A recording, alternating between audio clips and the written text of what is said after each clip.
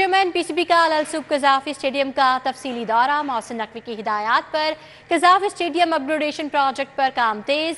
कज़ाफ़ी stadium upgradation project में basement मुकम्मल, floors का काम शुरू हो गया है। चेयरमैन पीसीबी मोहसिन नकवी ने बेसमेंट और फ्लोर्स के कामों का मुआयना किया। मोहसिन नकवी का इंक्लोयर्स के तामीराती कामों का मुशाहिदा, मयार को चेक किया। चेयरमैन पीसीबी का प्रोजेक्ट पर पेशरफ्त पर इत्मीनान का इज़हार। मोहसिन नकवी ने मनसूबे की बरवक्त तकमील के लिए मुतल्लिका हुकाम को हिदायत दी हैं। प्रोजेक्ट को हर कीमत पर डेडलाइन तक मुकम्मल करना है। चेयरमैन पीसीबी मोहसिन नकवी ने हिदायत जारी कर दी हैं। तो आपको आगाह करते चलें कि चेयरमैन पीसीबी का अल-सूब कज़ाफ़ी स्टेडियम का तफसीली दौरा। इस तफसीली दौरे का मज़ीद अहवाल जानेंगे। वसीम अहमद हमारे साथ मौजूद हैं। जी वसीम, बताइएगा।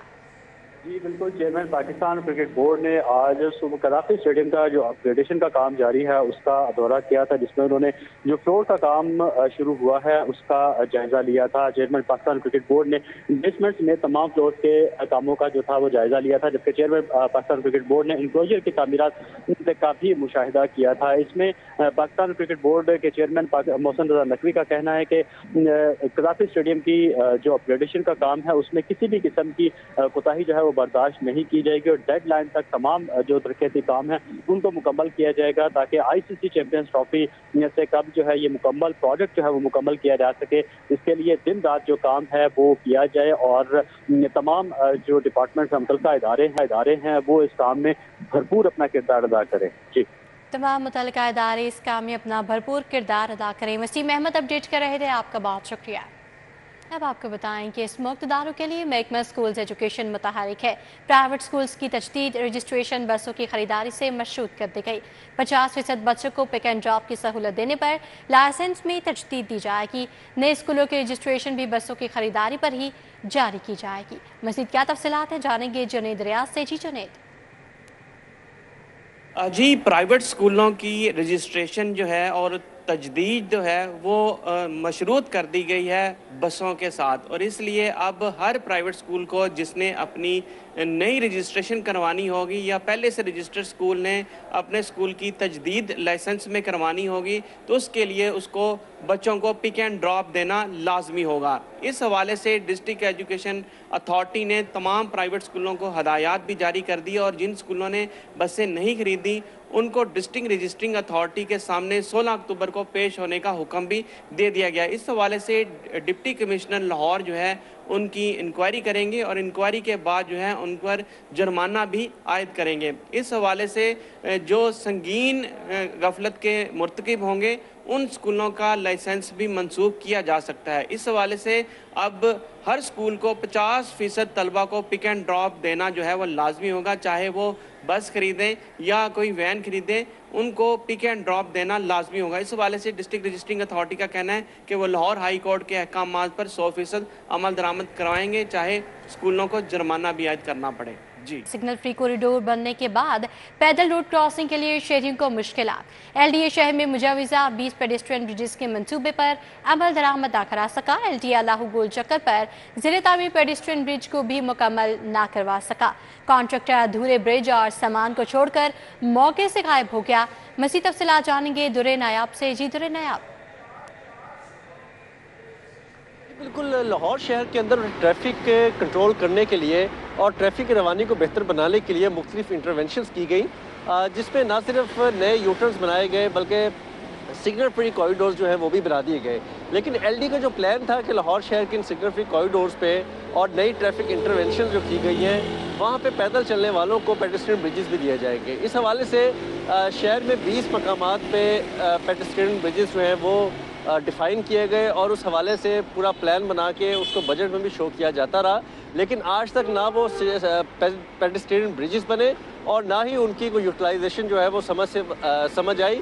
अभी अगर बात की जाए तो अल्लाह गोल चक्कर पे जो पहले से शुरू कर रखे थे वो भी अधूरे पड़े हैं और इस हवाले से अगर अल्लाह गोल चक्कर वाले पेडेस्ट्रियन फ्लाईओवर की बात की जाए तो वो सिर्फ एक स्ट्रक्चर बना के छोड़ दिया गया है, उसकी कनेक्टिविटी नहीं की गई, जबकि कंट्रैक्टर भी काम छोड़ के जा चुका है। जो फंड थे वो भी ज़ाया हो रहे हैं और जितना मटेरियल लगाया गया है वो भी खड़ा खड़ा बेकार हो रहा है, जबकि इसको अगर कनेक्टिविटी दे दी जाती है पैदल गुजरने के लिए, वहाँ पे सीढ़ियाँ बना दी जाती हैं और उस पर रैंप क्लियर कर दिए जाते हैं तो आज वहाँ से गुजरने वालों को फ़ायदा होता। अगर कोई शहरी जानकर इस लेके सड़क पार करने आ ही जाता है सड़क के दरमियान, तो तब भी गाड़ियों की, मोटरसाइकिलों की लंबी ब्रेकें लगती हैं, कतारें लग जाती हैं, उससे ट्रैफिक की रवानी भी मुतासिर होती है। ताहम एलडीओ काम का इस तरफ अभी फोकस नहीं दिखाई दे रहा। फोकस है तो सिर्फ गवर्नमेंट की डायरेक्शंस पे ही चल रहे हैं, लेकिन आम शहरियों के लिए जो पेडेस्ट्रियन ब्रिजेस बनाने हैं उस पर किसी किस्म नहीं दी जा रही। नया अपडेट के लिए आपका बहुत शुक्रिया। लाहौर की तर्ज पर पंजाब फोरेंसिक साइंस लेबॉर्ट्री अब पंजाब के तमाम डिवीजन में बनाने का फैसला किया गया है। फोरेंसिक साइंस एजेंसी के क़याम के सालों बाद दोबारा से डिवीजन में फोरेंसिक साइंस लेबॉर्ट्री बनाने पर वर्किंग पेपर्स मुकम्मल हो गए हैं। फोरेंसिक साइंस अथॉरिटी के ज़रिए असर डिवीजन में फोरेंसिक साइंस ट्रेनिंग सेंटर्स भी बनाए जाएंगे। इस हवाले से मज़ीद जानेंगे इरफान मलिक से। जी इरफान मलिक।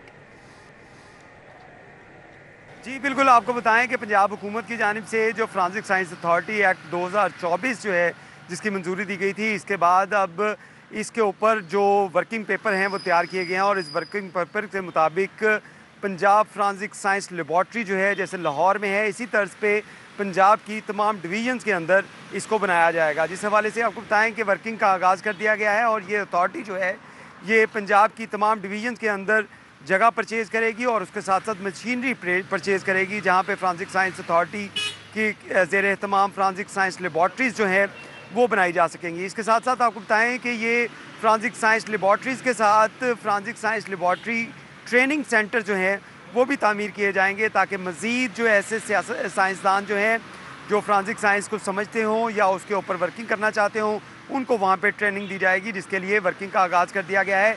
इस हवाले से आपको बताएं कि फोरेंसिक साइंस एजेंसी का क़याम जब किया गया था तो उस वक्त ये प्रोजेक्ट में चीज़ें शामिल थी कि पंजाब की डिवीज़न की सतह के ऊपर इसको ले जाया जाएगा ताकि डिवीज़न के अंदर पुलिस को इसके अंदर इसकी मदद मिल सके और इसके लिए जो है वो काम तेज़ी के साथ जो है फोरेंसिक साइंस लेबॉर्ट्री का काम जो है वो तेज़ी से अमल में लाया जा सके ताकि जराइम पेशा अफराद जो हैं उनको कैफरे किरदार तक पहुँचाया जा सके। लेकिन ये प्रोजेक्ट जो था वो डिले का शिकार हुआ, लेकिन अब क्योंकि पंजाब हुकूमत की जानिब से इसके ऊपर अथॉरिटी बनाने का काबीना ने मंजूरी दे दी है और इसके बाद इसके ऊपर वर्किंग का आगाज़ करते हुए पंजाब की तमाम डिवीजन के अंदर लाहौर की तर्ज पे फोरेंसिक साइंस लेबॉर्ट्रीज़ और ट्रेनिंग सेंटर बनाए जाएंगे, जिससे लाहौर में जो फोरेंसिक साइंस लेबॉर्ट्री है इसके ऊपर भी वर्क। इरफान मलिक अपडेट के लिए आपका बहुत शुक्रिया।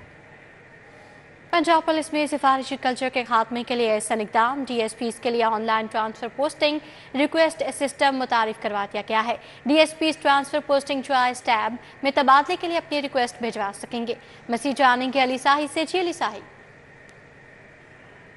जी बिल्कुल, पंजाब पुलिस में कांस्टेबल से लेकर एडिशनल IG तक हर अफसर और एहलकार की ख्वाहिश होती है कि वो मनपसंद और अट्रैक्टिव जो पोस्टिंग है वो वहाँ पे तैनात हो और इसके लिए वो सियासी कुव्वतों को भी इस्तेमाल करता है और दीगर अपनी सिफारिशों को इस्तेमाल करते हुए अपनी तैनातियाँ हासिल करता है। लेकिन अब IG पंजाब की जानब से पुलिस में सिफारशी कल्चर को ख़त्म करने के लिए अहम इकदाम उठाया है और जिसमें इब्तदाई तौर पर जो ग्रेड 17 के यानी DSP रैंक के अफसरान हैं उनके तकर्रुर तबादले के लिए e transfer posting choice tab जो है वो मुतारफ़ करवाई है, जिसमें अफसरान जो हैं वो अपने मनपसंद तैनाती के लिए 3 चॉइसेस देंगे, जिसको हरमस में वो ऐड करेंगे और मुतलका अफसरान जो हैं उसका एनालिसिस करने के बाद तैनाती देंगे। पंजाब भर में 750 के करीब DSPs की सीटें हैं जहाँ पर उनकी ट्रांसफ़र पोस्टिंग्स होती हैं और अफसरान की जानब से कोशिश की जाती है कि वह अपनी मनपसंद सीटों के लिए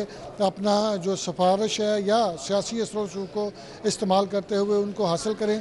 IG पंजाब का कहना है कि इससे एक तो सिफारशी कल्चर की हौसला शिकनी होगी, दूसरा जो अली साही अपडेट के लिए आपका बहुत शुक्रिया। मुख्तलिफ अजला में दफ़ा 144 के नफाज के खिलाफ मुतफरिक दरखास्त पर समाअत। अदालत ने दफ़ा 144 के नोटिफिकेशन फौरी मुअत्तल करने की इस्तदा मुस्तरद कर दी है। मज़ीद जानेंगे मलिक अशरफ से। जी मलिक अशरफ बताइएगा। जी, लाहौर हाई कोर्ट ने दफ़ा 144 के नोटिफिकेशन एक मुतफरद दरखास्त के ज़रिए उनको मुअत्तल करने की इस्तदा मुस्तरद कर दी है और अदालत ने ये रिमार्क्स दिए हैं कि मुतफरक दरखास्त में हम दफ़ा 144 के जो नोटिफिकेशन को कैसे मुअत्तल कर सकते हैं, इसके लिए तो अलहदा पटिशन होनी चाहिए। जस्टिस अहमद नदीम अरशद ने इस दरख्वास्त की समाअत की जो कि मलिक नजीउल्लाह की जानब से मुतफरक दरख्वास्त दायर की गई थी और दरख्वास्त गुजार की जानब से अज़हर सिद्दीक़ एडवोकेट पेश हुए, जबकि पंजाब हुकूमत की जानब से additional advocate general Samiya Khalid पेश हुई। समिया खालिद ने इस मुतफरक दरख्वास्त की मुखालफत की और करार दिया कि सुप्रीम कोर्ट का हुक्म है कि जब किसी कानून की वायरीज़ चैलेंज हूँ तो उस पर हुक्म इम्तना जारी नहीं हो सकता। ये मुतफरक दरख्वास्त है, इस पर हुक्म इम्तना ही जारी नहीं किया जा सकता। दरख्वास्त गुजार वकील का ये कहना था कि हुकूमत जो है वो बार बार एक ही नोटिफिकेशन के ज़रिए होम सेक्रेटरी के ज़रिए दफ़ा 144 का नफाज कर रही है और ये इख्तियार डिप्टी कमिश्नर का भी है, लेकिन होम सेक्रेटरी के ज़रिए इसको नफाज किया जा रहा है। ताहम अदालत ने दोनों फ्रीकैन additional advocate general Punjab Samia Khalid और दरख्वास्त गुजार के वकील अज़र सदीक का मौक़िफ़ सुनने के बाद दफ़ा 144 के ख़िलाफ़ जो मुतफरक दरख्वास्त थी उस पर हुक्म इम्तना जारी कर। मालिक अशरफ, अपडेट के लिए आपका बहुत शुक्रिया। इनकम टैक्स गोशवारे जमा करवाने का आज आखिरी रोज़ है। FBI ने तौसीक करने के बाद 14 अक्टूबर की डेडलाइन दी थी। इस हवाले से मज़ीद जानेंगे कलीम अख्तर से। जी कलीम। बिल्कुल, इनकम टैक्स गोशवारे जमा करवाने के हवाले से आज आखिरी रोज़ है। फेडरल बोर्ड ऑफ रेवेन्यू की जानिब से तमाम टैक्स गुजारों को साल 2024 के लिए इनकम टैक्स गोशवारे जमा करवाने के लिए 14 जो अक्टूबर है इसकी डेडलाइन दी गई थी। इसके पेश नज़र लाहौर टैक्स बार की जानिब से वज़ीर आज़म पाकिस्तान को मज़ीद तोसी के लिए मरासला लिखा गया था और जिसमें कई वजूहात बताई गई थी, लेकिन FBI की जानिब से फैसला किया गया है कि अब मज़ीद इनकम टैक्स गोशवारे जमा करवाने के हवाले से तारीख में तोसी नहीं की जाएगी। जबकि इसी के पेश नज़र फेडरल बोर्ड ऑफ रेवेन्यू की जानिब से तमाम टैक्स गुजारों को हदायत जारी की गई हैं कि अपने जो भी इनकम टैक्स गोशवारे हैं वो 14 अक्टूबर यानी कि आज ही के दिन जमा करवाएं। अगर वो आज के दिन भी अपने गोशवारे जमा करवाने में नाकाम रहते हैं तो उनके खिलाफ जो सख्त इकदाम है वो उठाए जा सकते हैं। जबकि इस हवाले से आपको मज़ीद बताएं तो इससे पहले भी पाकिस्तान टैक्स बार और लाहौर टैक्स बार की जानिब से तारीख में तोसी के हवाले से मुतालबा किया गया था, जिसके पेश नज़र FBI ने नज़रसानी की थी और 30 सितंबर से तारीख में तोसी करते हुए 14 अक्टूबर की डेडलाइन दी थी, जो कि आज आखिरी रोज़ है। और आज ही तमाम टैक्स गुजारों को हदायत की गई है कि अपने गोशवारे जमा करवाएं। अगर वो आज भी जमा नहीं करवाते तो उन जो सख्त इकदाम है वो उठाए जाएंगे। और इस हवाले से वाज़ेह तौर पर यह भी कह दिया गया है कि मज़ीद FBI की जानिब से कलीम अख्तर, अपडेट के लिए आपका बहुत शुक्रिया। Allied health sciences school general अस्पताल में बेकायदगियों की तहकीकात मुकम्मल। साबिक MS लेडी वेलिंगटन डॉक्टर सबा तबीब की सरबराही में इंक्वायरी की गई है। कमेटी ने allied health sciences school general अस्पताल के 3 मुलाजिमीन को कसूरवार करार दे दिया है। Allied health school coordinator Khalil Ahmed को 3 इंक्रीमेंट्स 3 साल तक रोकने की सजा दी गई है। मज़ीद जानेंगे senior health reporter Zahid Chaudhry से। जी जाहिद चौधरी। जी, allied health sciences school general अस्पताल में बेकायदगियों की तहकीकात के लिए महकमा स्पेशलाइज्ड हेल्थ केयर की जानिब से साबिक MS लेडी वेलिंगटन अस्पताल डॉक्टर सबाहत हबीब की सरबराही में इंक्वायरी कमेटी जो है वो कायम की गई थी, जिसमें साबिक MS शादरा टीचिंग अस्पताल डॉक्टर आमिर सलीम जो हैं वो रुकन थे। और इस इंक्वायरी कमेटी की जानिब से पीडा एक्ट के तहत जो है वो तहकीकात मुकम्मल की हैं और इसकी रिपोर्ट के मुताबिक जो 3 मुलाजमीन हैं, जिसमें जो कोऑर्डिनेटर थे अलाइड हेल्थ स्कूल जनरल अस्पताल के खलील अहमद, इसके अलावा फार्मेसी टेक्नीशियन असलम रजा और कंप्यूटर ऑपरेटर मुदस्सर गफ्फार, इन तीनों की 3 इंक्रीमेंट जो हैं वो 3 साल के लिए बंद करने की इनको सजा दी गई है और ये तीनों कसूरवार ठहराए गए हैं। इसके अलावा गफलत पर जो है वो सरजनश की गई है। साबिक वो DMS स्टोर थे डॉक्टर शिराज गुल खान और साबिक जो प्रिंसिपल थे allied health sciences school general अस्पताल के डॉक्टर अजमल, उनको भी वार्निंग दी गई है कि उन्होंने भी लापरवाही बरती, लेकिन उनको इस जो है वो मामले में कसूरवार जो है वो बराह रास्त नहीं ठहराया गया। जी जाहिद चौधरी, अपडेट के लिए आपका बहुत शुक्रिया।